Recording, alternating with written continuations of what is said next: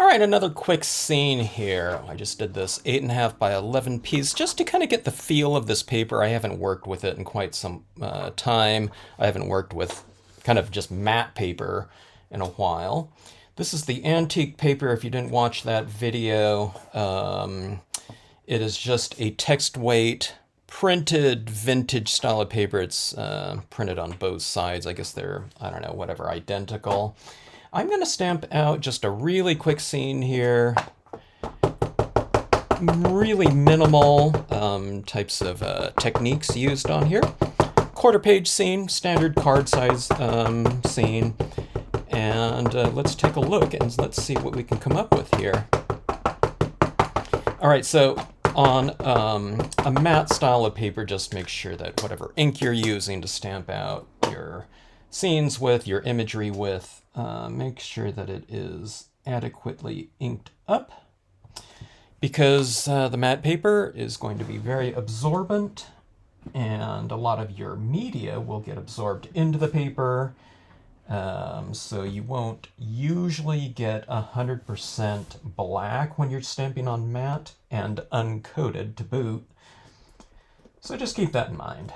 All right, now one of the things I was mentioning on my previous piece was that stamping these scenes out, our imagery out on here, if it stamps out lighter, it kind of lends itself to that antique look anyways.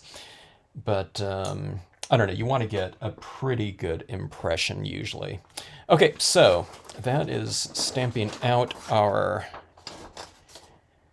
cabin large. All right, now I'm going to fill in this bottom area here with a little bit of texturing, okay? This is a grass texture. You can have a pathway or something leading up to the cabin if you want to as well.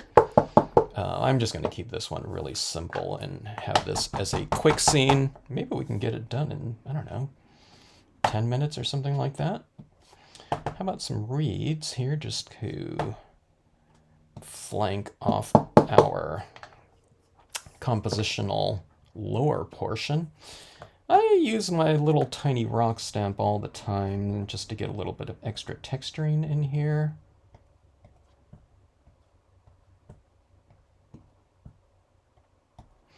Let's go with something like this. I know what you call this style of stamping here. Just, I don't really address the top portion, except for, in this case, it'll be a quote stamp. So kind of a lower portion dominant, I don't know, what it would, composition or arrangement maybe. All right. But I figured this paper right here, it's aged, it has a certain type of, it lends itself to a certain kind of spirit inherently. So you can kind of, I don't know, think of your different quote stamps that you can use in that spirit. Especially, you know, I mean, it depends on what you use in your scene too, but I'm going with this one from Scenic Sentiments. Oh, I forgot what number sheet this is. But in the woods, we return to reason and faith. All right. All right, so we have our imagery in here. Now, I mean, you can just stamp that, but we want to bring in a little bit of extra dynamics, I think. So I have a couple different values of brown here. And I thought I would just go with the spirit of this natural tone on here from the paper and add in a little bit of extra shading. Where you don't shade, it becomes light, so I guess, you know, what you were doing is we're lighting the scene, really, but we're adding it. We're defining it through the use of shade. So what I'm doing is just on some areas of the design that are already a little bit darker, kind of underneath the eaves right here, underneath the porch, kind of I don't know, that area that hangs over the porch. Is that an eave too? But this will give our cabin a little bit more dimension. And why don't I'll tone in this entire side of the cabin, making it a little bit darker on that side, bringing more lighting into the front like that. Okay. Now see this whole rooftop right here? I'm going to have that tree creating a little bit of a shadow on top of the roof like this. Now I'm not going with this is an inherently pretty dark brown, but I'm just using a very light shade of it like that. Might be going to about that value at most. Now, if we want to anchor our scene down into the scene like this, what you do is you add a little bit of tone around the base, and what you do is you taper it off a little bit. The tapering might happen in just a very small area. You might go like this, it's a little bit darker, and then you taper it off like this where it's a little bit lighter, okay? Now let's do an extreme example of like a 1-inch transition area right here. See like that?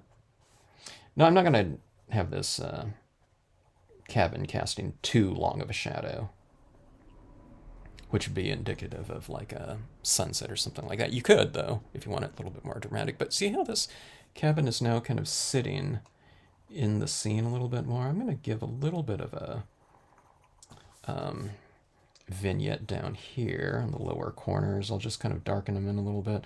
I try to make it look a little bit rounded like that, but I taper it as well, so you're going from a little bit darker right here to lighter like this. Let me show you what this looks like on a white piece of paper.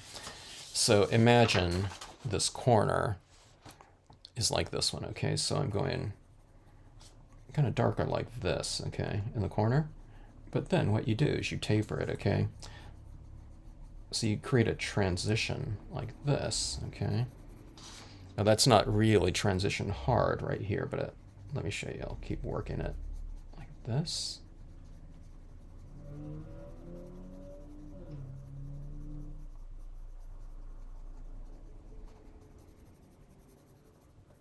So that's what you're doing. You're going from dark to light like that, okay? Have your mid-ground too, okay? Don't just have it really dark and then really light, like two tones. You want to have it like a really smooth transition like that. See that right there?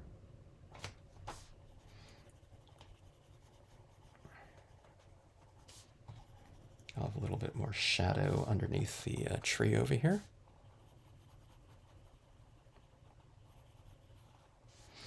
And I think that should just about do it. It's a little bit uneven because of the patterning right here, but let's go ahead and give this a little bit of a darker corner. This brown kind of merges in right with the paper pretty good.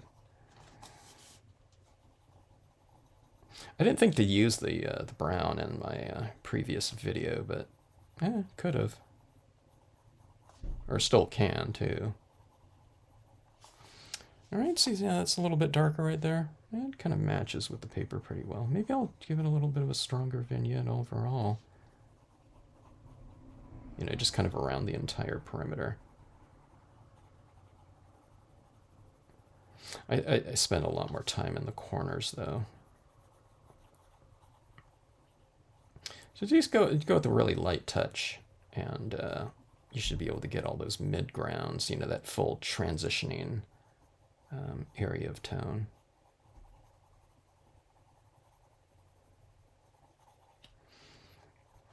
Okay, a little bit lighter here. I haven't had to be so delicate in a while, because usually everything else is going on in the background, but let's see if I can get a nice 5% version of this or something of that sort. That's not too bad, huh? All right, so there that is. Now let me format this. This is a little piece of kind of a warm tan paper, and what I'll do is I'm gonna matte this off, and I'm gonna put this onto like a piece of black cardstock or something like that. If I had some darker kind of paper bag-ish looking paper, I think that would be a really cool card to use on here. I'll take a look and I'll see it. You know, this is almost going a little bit too dark, but I didn't want to use white. Although I could, I don't know.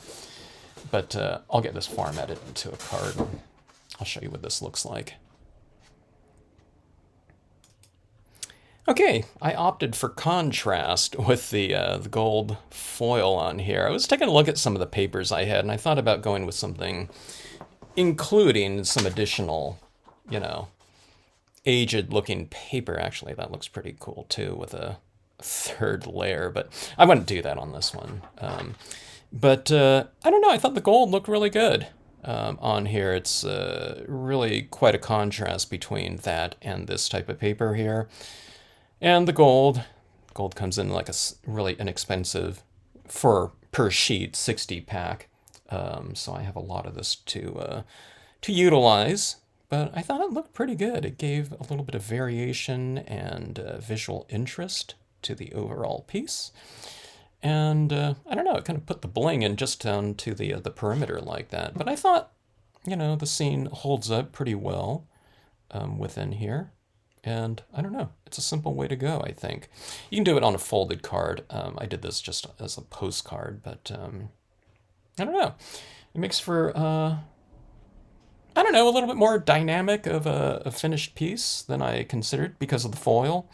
So, I don't know, the gold, I was thinking about if it would look good in bronze, which it might. But this is a really reflective, kind of mirrored foil. But I would imagine the metallic iridescence would look good. You know, your Star Dream types of papers. You know, like a copper or a gold foil around there. But this would be one of the more extremes. There's holographics out there. I don't think I would go with the holographic. I didn't even look at it, but you know, the holographics are a little bit more pricey, so you want to utilize them kind of in a fuller way than just, you know, as a perimeter like this. So anyway, so if you add in like this perimeter like this, if you do have like a nighttime type of scene, I would recommend taking your gold pen and putting like some gold stars up in your sky as well. Or if you have like little water down here, you can have like little shimmering elements with that same kind of metallic within your piece, and it would bring the perimeter onto the inside. But there's really not too much of an opportunity for it in here. You know, I could put a few little dots or something like that down here, but I don't think it really needs that. Okay, so looking at this here, let's do one final little thing here.